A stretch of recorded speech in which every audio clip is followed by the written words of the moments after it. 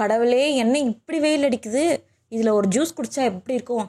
நம்ம வீட்டில் கிர்னி பழம் இருக்குல்ல, அதை வச்சு ஜூஸ் போடலாம். இந்த கிர்னி பழத்தில் vitamin A, vitamin E, vitamin C இருக்குது. இது வந்து நம்மளோட பாடியில் இருக்க ஹீட்டை வந்து ரெடியூஸ் பண்ணணும். நம்மளுக்கு எதனா ஸ்கின் ப்ராப்ளமாக இருந்தால் அதையும் சால்வ் பண்ணணும். நம்மளுக்கு வயிற்று வலி பிரச்சனை இருந்தாலும் கூட இந்த கிர்னி பழம் ஜூஸ் ரொம்பவே யூஸ்ஃபுல்லாக இருக்கும். இது வெயில் காலத்தில் வந்து ரொம்பவே வந்து விரும்பி குடிக்கப்படுறது ஒன்று. ஸோ வாங்க இது எப்படி பண்ணுறது பார்க்கலாம். ஃபஸ்ட்டு வந்து கிர்னி பழத்தை நான் வெட்டிட்டு அதில் இருக்க சீட்ஸ் எல்லாம் வந்து ரிமூவ் பண்ணிடுறேன். அதோட பல்பெல்லாம் எடுத்துகிட்டு ஒரு ஜூஸ் மிக்சரில் போட்டு அதில் கொஞ்சம் சக்கரை, ஐஸ் வாட்டர் போட்டுக்கிறேன்.